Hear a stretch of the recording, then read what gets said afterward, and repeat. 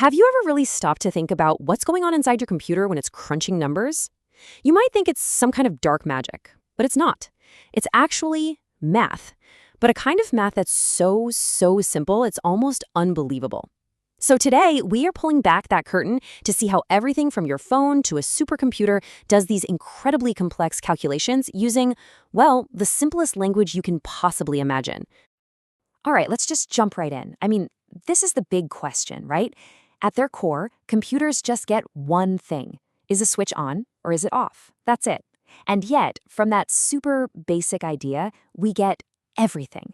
We get mind-blowing video games, we get rocket science. So how do we make that huge leap from just on-off to lift-off? Well, that's exactly what we're going to break down. So here's our game plan. We're going to start with how a computer even thinks about numbers, since it can really only count to one.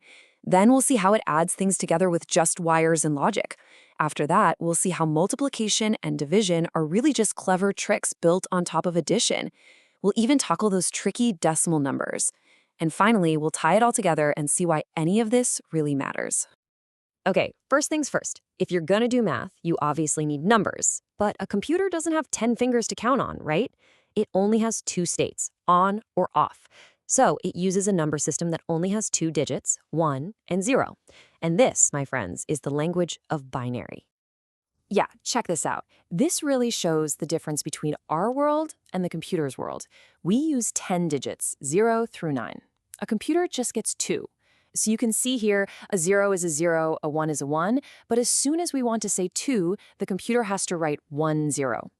Any number we can think of, like our number 10, translates into a string of ones and zeros. In this case, 1, 0, 1, 0. This is the bedrock. Everything else is built right on top of this. Okay, so computers have a way to write down numbers. Cool. But how do they actually do anything with them? Well, the most basic, most fundamental operation, the one that literally everything else is built on, is addition. So let's see how that actually works. Deep inside your computer's processor, there's a little component called the Arithmetic Logic Unit, or just ALU for short. And this is the star of our show today. You should think of it as a tiny, specialized calculator that's been built right into the hardware. It's designed to do one thing and do it incredibly well and mind-bogglingly fast: binary math. And here's the first big secret. You ready? The ALU doesn't actually know how to subtract. It doesn't need to. It's a one-trick pony. To subtract a number, it just uses a really clever technique called 2's complement to add the negative version of that number instead. So the big takeaway here is that even something like subtraction is just another form of addition to a computer. All right, so if subtraction is just a fancy kind of addition, what about multiplication? I think you know where this is going. Yep. It's also just addition. It's basically a very fast way of adding a number to itself over and over and over again just by following a simple, repeatable recipe. You know what? Let's actually do one. Let's walk through an example to see exactly how this recipe works. We're going to multiply 10 by 2. Now, in binary, that's 1010 times 0010. We're going to follow the exact same steps a computer's ALU would take. Okay, first, the setup. The hardware uses these little temporary storage spots called registers. You can see in the table, one register is holding our multiplicand, which is the number 2. The other one, which is a double-sized register, holds both the product and the multiplier. It starts with all zeros on the left side and our multiplier, 10, on the right. This is our starting line. All right, step 1. The computer looks at the very last bit of the multiplier. See it? It's a 0. The rule is, if it's a 0, you don't add anything. You just shift the entire product/multiplier register one spot to the right. Simple. Okay, now for step 2. Look at the last bit now. It's a 1. That's our signal. The rule is, if it's a 1, you add the multiplicand, that's our number 2, to the left half of the product register. Then, once that's done, you shift everything to the right again. Moving right along to step 3. The last bit is a 0 again, so what do? Nothing. No addition, just a simple shift to the right. And now for our final step, step 4. The last bit is a 1, so, just like before, we add our multiplicand to the left half, and then we do our final shift. And would you look at that? After 4 quick cycles, the final value sitting in our product register is 00010100. Now, if we convert that from binary back to our decimal system, we get 20. 10 times 2 is 20. The simple little recipe worked perfectly. Okay, so what about division? Well, it's pretty much the opposite of multiplication, and the algorithm for it actually looks a lot like the long division you probably had to do back in grade school. But, all in binary. It's basically a process of repeated subtraction. Let's tackle another example just to make it super clear. We'll ask the computer to divide 7 by 2. In the computer's native tongue, that's 0, 1, 1, 1 divided by 0, 0, 1, 0. So first, we set up our registers. The divisor is 2, and the remainder register starts out holding our dividend, which is 7. Now, for the first step, the algorithm tries to subtract the divisor from the left half of the remainder. But whoops, the result is negative. That's a signal to the computer that the divisor didn't fit. So it just undoes that subtraction, puts a 0 in the answer, the quotient, and shifts everything over. After a few more cycles of shifting and trying to subtract and failing, we get to iteration 4. But this time, check it out.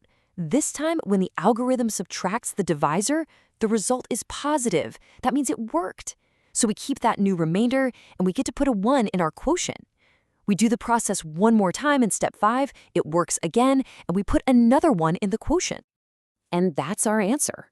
The quotient register is holding 0011, which is 3 in decimal, and the remainder register is holding 0001, which is 1. 7 divided by 2 is 3, with a remainder of 1.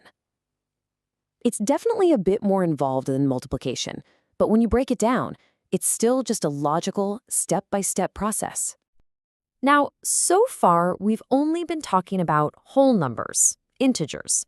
But what about numbers with decimal points, like pi? Or what about absolutely massive numbers, or incredibly tiny ones? For that, computers need one more trick up their sleeve. And that trick is called floating point representation. Honestly, the easiest way to think about it is that it's just like scientific notation, but for binary. Instead of trying to store a super long number, the computer just stores 3 simple pieces of information. A sign bit for positive or negative, the important digits, and an exponent that basically tells it where to put the decimal point. Let's quickly trace how a number like 5.75 gets turned into one of these. First, it goes into binary, which is 101.11. Then it gets normalized.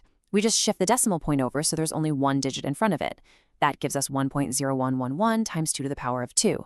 That power, the exponent 2, is then stored. The fractional part, called the mantissa, is also stored. And finally, all these little pieces, the sign, the exponent, and the mantissa, get packed together into one single binary number that the computer can work with.